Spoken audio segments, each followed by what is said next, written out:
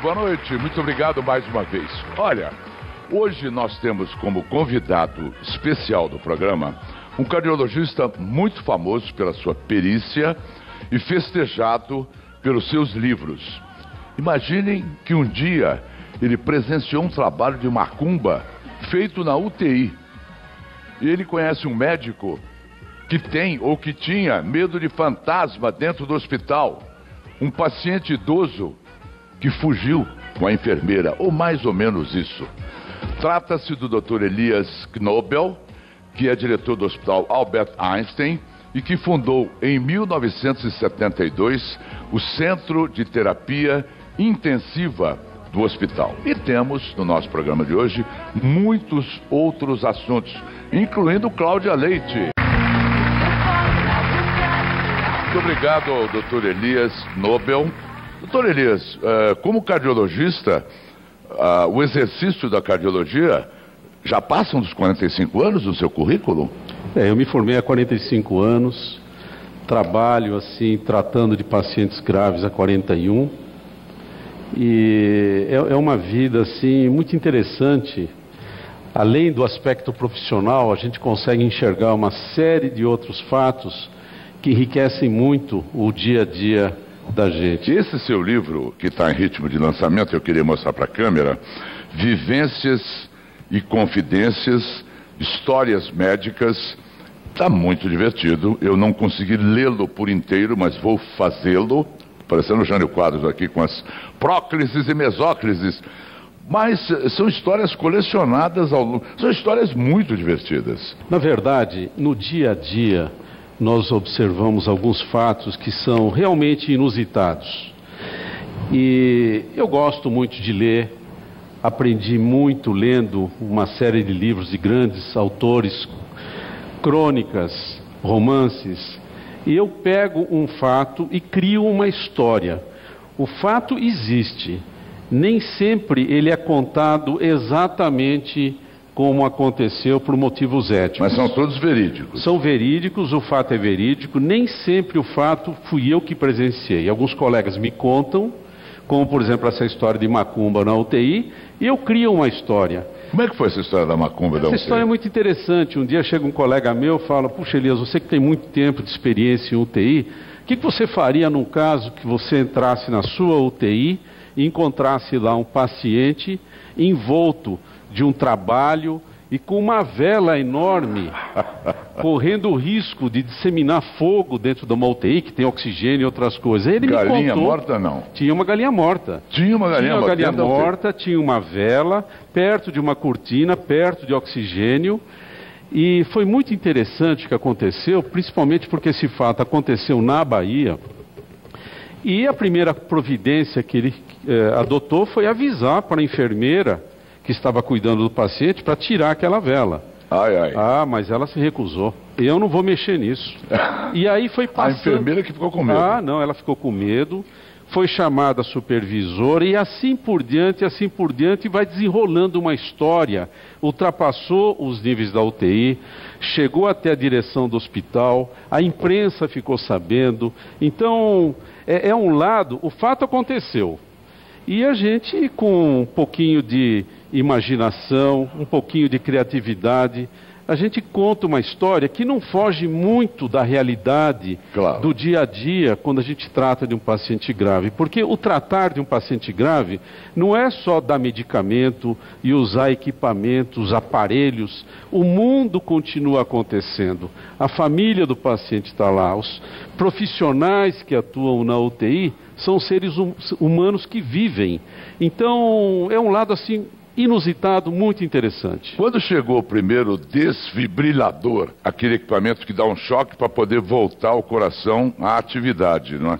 Diz que quando chegou o primeiro desfibrilador, tem histórias também colecionadas para o seu livro. Exatamente. É muito interessante esse aspecto, porque nós tivemos oportunidade de viver, de introduzir grandes parte da moderna tecnologia. E a respeito desse caso, o desfibrilador existia. Mas o desfibrilador é uma máquina, e para que ela funcione é importante que haja um time falando a mesma língua. Então, nós convidamos um colega para organizar um time de reanimação, de ressuscitação. E o que aconteceu nesse dia foi muito interessante, porque o tiro se voltou contra o atirador. E eu vou contando de uma maneira assim, um pouco romanceada, com alguns aspectos interessantes, até que culminou com um caso em que todo o time da UTI, todos os profissionais estavam ao lado do paciente, e quando o ator, aquele indivíduo expert que entendia de defibrilação, quis demonstrar de uma maneira assim bem assintosa a sua capacidade, a sua virtude em defibrilar um paciente, ele foi dar o choque veio contra ele e ele que teve que ser socorrido, caiu no chão, toda a equipe. É gozado agora, né? Gozado, quer dizer, na hora todo mundo ficou preocupado, mas é uma como coisa... o choque se voltou contra ele? É porque, na verdade, na hora de dar o choque, a gente coloca um gel condutor. E as pás estavam molhadas com aquele gel condutor, e ele também, ele não tomou esse cuidado. E na hora que ele foi dar o choque, a eletricidade se voltou contra ele. Atingiu o paciente também, mas se voltou contra ele. E ele ficou branco, arrepiado, parecia assim uma espiga arreganhada, e perdeu um pouquinho a moral com tudo isso daqui. Tinha um colega seu, não sei se ainda tem, medo de fantasma, andou vendo fantasmas dentro do hospital, é isso? Esse indivíduo, ele era muito místico. Tinha alguns dias do ano, como o Dia das Bruxas, que ele se recusava a dar o plantão. Uma vez, ele foi chamado no velório do hospital, porque todos os familiares ficaram apavorados, achando que o familiar não havia falecido.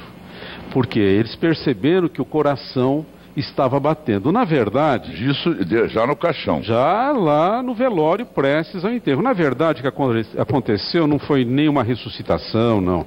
E esse médico foi chamado. Quando ele viu o que aconteceu e viu o coração pulsando, aparentemente o coração era o tecido do paciente que estava batendo, ele saiu correndo, ele saiu desesperado. Na verdade, era um paciente que tinha marca-passo e o marca-passo não tinha sido desligado. Não tinha sido desligado. Não tinha sido. Mas esse paciente, esse colega, ele tinha muito receio de uma vida do além. E toda vez que um paciente falecia, isso acontece quando se trata de pacientes graves, ele tinha assim um maior receio em constatar o óbito. E aconteceu esse fato assim inusitado, que está descrito assim com detalhes, mas na hora que ele foi desligar os equipamentos e o respirador do paciente, mais precisamente tirando o tubo, ele se curvou e o paciente que estava com as mãos fixas na grade, quando ele se curvou e tirou o tubo, o pulmão desinsuflou e as mãos do paciente vieram em cima da cabeça dele. E foi um escândalo. Ele saiu correndo? Saiu correndo, ficou pálido, disse que nunca mais daria plantão. Então é mais um fato, é um lado jocoso de uma vida difícil cuidando dos pacientes graves, mas isso mostra que a vida continua nos seus vários aspectos. E teve um paciente que acabou fugindo com a enfermeira? Teve um paciente, isso ele já estava na casa dele, a senhora dele era uma senhora muito triste, muito sofredora, porque o marido sofria muito, e até que um dia ela chega para mim e fala assim, olha, o meu marido se foi, e ela foi internada porque estava muito triste, e eu entendi que ele tinha morrido, e falei, puxa, que bom, tentei consolar, aquilo não era vida, não era qualidade de vida, ele estava sofrendo, e eu não deixei ela falar, foi o meu dia de psicólogo, até que ela chega uma hora, me interrompe e fala, doutor, deixa eu falar, ele não morreu, ele se foi, mas com a enfermeira. Toda vez que ele me mandava viajar, toda vez que ele me obrigava a se ausentar, ele estava lá tendo um caso de amor, em todos os níveis. A gente pensava que ele estava paralisado, mas não estava não. E isso aconteceu. E tinha um paciente também, eu li, que ele assediava todas as enfermeiras dentro do hospital, e mostrava as suas partes íntimas. As suas virtudes, né? As suas virtudes íntimas. Ele era um indivíduo realmente patológico. Ele era doente.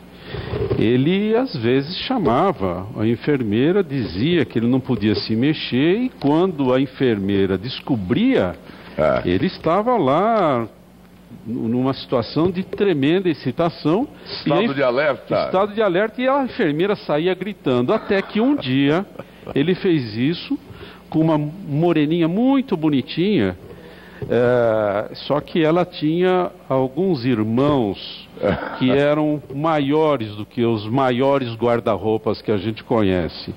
E eles criaram uma situação para ele que seguramente ele nunca mais vai aprontar nenhuma. E eu descrevo isso nessa história. Agora não houve nenhuma enfermeira que, vendo o estado de alerta, tenha se entusiasmado? Bom, essa parte não chegou até mim. Pode ser até que aconteceu, né? Mas isso eu não soube. Há quanto tempo eu não vejo isso? Pois é. Doutor Elias, tem também, naturalmente, na sua coleção de casos, não é? Revelações importantes de casais, familiares e pessoas no dia a dia do hospital. Também nós temos histórias aqui. Exatamente. Nesse sentido. Nós vemos no dia a dia acontecer fatos que nós não poderíamos previamente imaginar. Existem tramas, existem complôs, existem casos de amor, existem tudo que a gente pode imaginar que ocorre fora de um hospital pode acontecer também, porque isso está acontecendo com gente que está vivendo. Claro. E quando as pessoas estão vivendo, tudo é possível. Agora, conta o caso do galinheiro que ficava perto do hospital e que teve a ver com o paciente. Escutem essa, que é muito engraçado. E ver coisas verdadeiras. Essa história foi mais ou menos verídica, porque um senhor de uns 70 e poucos anos, que morava numa fazendinha no interior junto com a sua esposa Mariazinha, teve que operar o coração. E esse senhor tinha os seus hábitos muito bem determinados no seu dia a dia, levantava, tirava o leite da vaca, etc, etc. E quando ele foi operado, depois da operação, ele ficou num quarto, uma semi-intensiva, que é um quarto reservado, e acabou acontecendo lá um fato que foi realmente que nos deixou assim um pouco preocupados. Porque ele tinha o hábito de, no dia a dia, a sua esposa, quando o galo cantava lá na sua fazendinha, no seu sítio, a dona Mariazinha entrava e se aconchegava com o marido na cama. Era a hora de fazer amor. Era aquela hora. Depois que ele ia tirar o leite da vaca. Acontece que depois que ele foi operado do coração, ele estava se sentindo tão bem, e ao lado do hospital naquela época, tinha uma casa muito grande que tinha cachorros e tinha um galinheiro. Depois ele me falou, doutor, eu estava aqui, a Mariazinha veio depois que o galo aqui do vizinho cantou, e eu esqueci que eu fui operado. E esse foi um ótimo teste de esforço depois da cirurgia. É claro que eu contei, quando eu falei para ele que ele só poderia voltar à sua vida íntima depois de umas 2 semanas, ele ficou pálido, pensou que ia morrer, pensou que as pontes já estivessem entupidas. Mas no final, sabe o que eu concluí? Que talvez seja uma boa terapêutica para recuperação rápida dos pacientes, porque deu certo. Deixa o galo cantar. Deixa o galo cantar e o paciente trabalhar. Tem um outro caso também com uma amiga nossa, que é a Suzy Geller. A Suzy Geller, que é uma artista plástica festejada, e também aconteceu alguma coisa... que o seu foco bateu lá na Suzy Geller. A Suzy é uma grande amiga e ela colocou uma boneca, com uma boneca que era uma enfermeira. Ela faz muitas bonecas, ela concebe. Ela é uma artista assim fenomenal. É fenomenal. Como ela não poderia ficar ao lado do seu marido que tinha sido se acidentado, ela colocou a boneca ao lado da cama. E é uma boneca linda, ela até hoje está comigo, está lá na minha casa, é uma enfermeira com belos atributos, lábios bem vermelhos, bochechas coloridas, e eu me apaixonei, entre aspas, por ela. E eu falei para ela, olha, quem sabe um dia você me dá de presente. Ela falou, quando ele melhorar eu te dou de presente. E ele melhorou, e ela me deu de presente uma boneca que eu chamo ela de Mafalda. E ela ficava na minha sala, na frente da minha mesa, sentada, olhando para mim, e eu de vez em quando, entre aspas, conversava com ela. Levava os meus problemas, os meus lamentos, e o bom dessa boneca é que ela era uma enfermeira que concordava com tudo. Ela não falava, então eu achava maravilhoso. A Mafalda. A Mafalda, ela está lá ainda, a Mafalda. Mafalda está em casa, muito querida. O Moacir Scliar, que eu tive o privilégio de entrevistar várias vezes, era seu grande amigo? Muito amigo. Tem casos do Moacir também? Então, o Moacir, o que aconteceu foi o seguinte... Grande Moacir Scliar. Eu posso dizer que meu gosto pela leitura e literatura se deve ao Moacir Scliar. Eu peguei um livrinho para ler, O Exército de um Homem Só, e não parei mais de ler os livros do Moacir. Uma vez levei ele até o hospital, ele lançou um livro lá chamado Olhar Médico, mantive contatos com ele, li a maioria dos livros, eu fico assim, estarrecido com a capacidade dele, e eu me identifiquei muito com ele, porque era um médico e um escritor. Verdade. Eu sou médico e um escritor amador, longe de ter as mesmas virtudes que ele, mas eu escrevi um capítulo, um tributo a Moacir, e eu sinto muito a falta dele.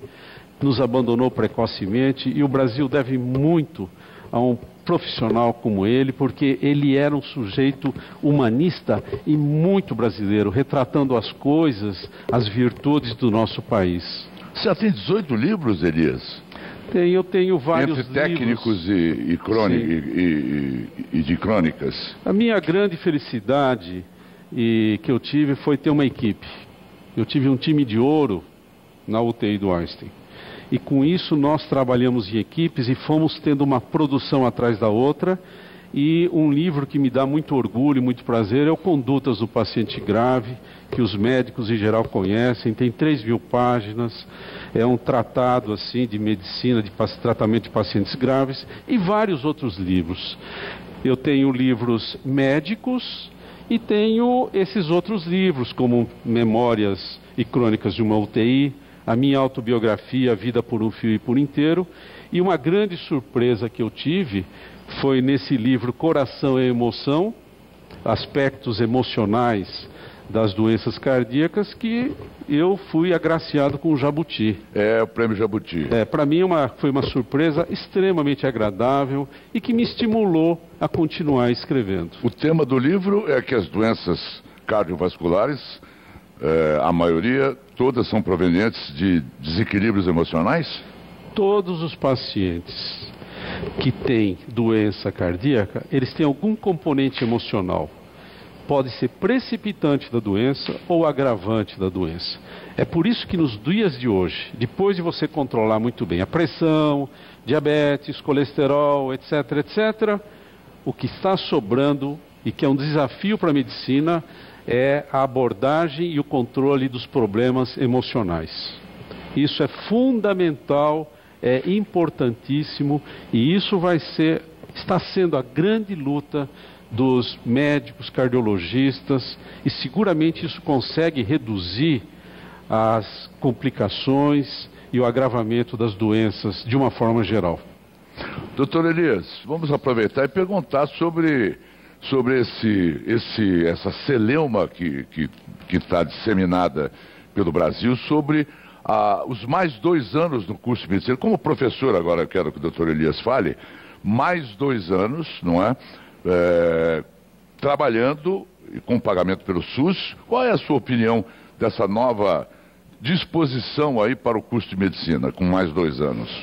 Eu tive a felicidade de ser aluno de grandes professores na Escola Paulista de Medicina, como Jairo Ramos, Otávio Ribeiro Rato. Depois eu ingressei, fui professor e me aposentei da Escola Paulista de Medicina. O curso médico de 6 anos foi um curso assim que eu me considero um privilegiado, porque eu aprendi a medicina humanística e fui aprendendo a tecnologia. Eu não acho que 2 anos a mais fará diferença. Eu acho que os cursos médicos têm que ser reformulados, reestruturados. O médico tem que, antes de mais nada, ser um generalista. E isso pode ser feito nos 6 anos. Nós não precisamos 2 anos a mais. E, naturalmente, a condição péssima dos hospitais brasileiros. Exatamente. Na maioria. Não adianta colocar só o médico. É como um dia eu vi uma entrevista de uma médica no interior de Goiás dizendo: eu não vou conseguir resolver o problema com essas mãos apenas. Nós precisamos dar uma reformulada no sistema de saúde. O povo brasileiro merece uma assistência melhor, mas não é trazendo médicos estrangeiros, não é aumentando em 2 anos o curso que nós vamos reformular. As universidades têm que ser obrigatoriamente consultadas, porque qualquer plano que for feito sem essa consulta àqueles que lidam com o problema, não dará certo. Me parece que há quase uma unanimidade entre os seus colegas, o que inclui o Dr. Roberto Calil. Sei porque ele me disse. O que acontece é o seguinte: em geral, quando se coloca uma decisão desse tipo, muitas vezes ele é polêmico. Alguns aceitam, outros não aceitam. Até agora o que eu tenho visto é que a grande maioria, 99% dos profissionais são contra. Então deve ter alguma coisa que não é correto. É uma decisão que eu acho que não foi feita com sensatez. Eu acho que a maior virtude de um governante é, numa hora dessa, dar um passo atrás e rever, consultar as bases que atuam no setor para propiciar uma melhor qualidade médica no país. Bem, voltemos ao livro Dr. Elias Knobel, Vivências e Confidências, Histórias Médicas. Só para encerrar, Elias, vamos falar um pouco, me dê a história que mais lhe agrada de todo o livro. Eu não estou querendo vampirizar o livro para ninguém comprar, não. O livro está nas livrarias aí.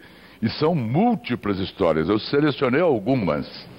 Veja, cada história que eu escrevi é muito curioso. Depois, quando eu vou ler, eu fico morrendo de dar risada em algumas, e algumas que são tristes. A última história eu escrevi, Querido Pai, eu já sabia, é muito triste. Cada vez que eu leio eu fico muito emocionado. Eu escrevi depois de levar meu pai ao enterro. Então é uma história assim, muito doída para mim, porque eu tive a felicidade de ter os pais que viveram mais de 90 anos. Eu sou um privilegiado, eu estou na terceira idade, eu vivi a terceira idade com meus pais presentes. É uma história um pouco dolorosa, mas tem uma história que eu acho muito engraçada e toda vez eu mesmo dou risada dessa história. Eu fiquei anotando os meus pacientes quando sobem na balança, tudo que eles falam. Durante um ano eu anotei tudo que eles falam. Principalmente mulheres. As mulheres principalmente. Quando sobem na balança. Vai lá fazer uma consulta, por favor, vamos pesá-la. E eu terminei essa história que virou o título dessa crônica, que foi o que mais falaram quando subiram na balança. E o título dessa história é: Doutor, sua balança está errada. A balança está... Mas conte mais, fale mais. Então, eu fui anotando. Então as pessoas falavam... Que tipo de comentário? Meu Deus! Bom, e eu vim de um jantar, eu vim de um almoço, e essa semana eu tive muitas festas, e ontem eu não evacuei, aliás, eu não evacuo há uma semana, coisa desse tipo assim. E aí uma outra falou: puxa, eu cortei o cabelo e não diminuiu nada. Então, as coisas mais inusitadas, mais engraçadas. Aí eu falo: não, realmente, essa balança deve estar errada, porque você é uma pessoa como os outros meus pacientes e não come nada e ganha um peso. A gente deveria dar essa informação do que vocês comem para o programa Fome Zero. 103 quilos? Não, doutor, são 102. Não, a minha balança dá menos. Aqui dá um pouco mais. Mas é muito engraçado, é uma situação que incomoda todo mundo, o peso, mas é uma realidade, e eu procurei pegar esse lado que angustia algumas pessoas, que não deveria angustiar, a pessoa tem que ser feliz, e coloquei em forma de crônica. Está aqui o livro Vivências e Confidências, Histórias Médicas, já está em todo o Brasil. Que é a editora? Ateneu. Ateneu, que ótimo. Ah, pode trazer o Clóvis Tramontina, que é o presidente da Tramontina, que é uma marca tão respeitada no Brasil, sabendo que você viria aqui, Elias, lhe mandou esse presente, eu quero que você receba, está aí do seu lado. É um presente especial da Tramontina Design Collection, que fez questão de homenageá-lo. Olha, eu fico muito feliz de receber alguma coisa da Tramontina, porque eu, como sou um ser humano, um profissional que trabalha muito, fins de semana eu estou na minha chácara, estou no campo com meus cachorros e o meu hobby é bricolagem. E eu tenho uma série de ferramentas da Tramontina, inclusive já tive a oportunidade de tratar de alguns diretores da Tramontina e eu adoro esses equipamentos. Não é propaganda, mas eu tenho mesmo na minha chácara cortador de gramas, roçadeiras, triturador de galhos, faço minha compostagem e assim por diante. Muito obrigado, eu vou utilizar muito bem. É a linha ProChef. Elias, essas facas são produzidas em aço inox especial de alta qualidade.